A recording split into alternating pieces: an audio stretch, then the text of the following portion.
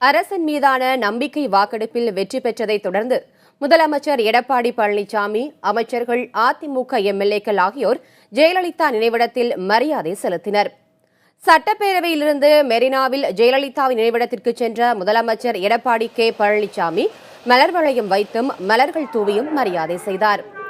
அமைச்சர்கள் OS மணியன் உள்ளிட்டோரும் அதிமுக எம்எல்ஏக்களும் ஜெயலலிதா சமாதியில் மரியாதை செய்தனர். அப்போது அமைச்சர் OS மணியன் கதறி அழுதார். இவரை பார்த்த சில அமைச்சர்களும் எம்எல்ஏக்களும் கண்ணீர் விட்டனர்.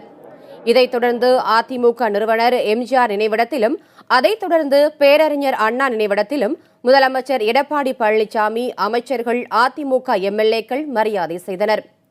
பின்னர் செய்தியாளர்களிடம் பேசிய முதலமைச்சர் எடப்பாடி பழனிசாமி, சட்டப்பேரவையை முடக்கி வாக்கெடுப்பை தடுத்து நிறுத்த வேண்டும் என்ற திமுகவின் திட்டம் தடுக்கப்பட்டுள்ளதாக கூறினார்.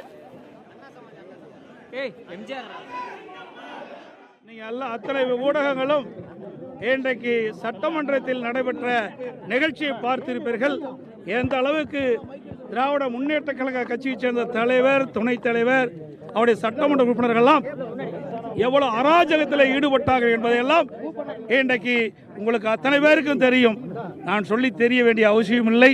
ஆகவே இன்றைக்கு சட்டமன்றத்தை முடக்கி ரகளை செய்து இந்த வாக்கெடுப்பை தடுத்து நிறுத்த வேண்டும் என்ற ஒரு எண்ணத்தோடு இன்றைக்கு வந்தார்கள்.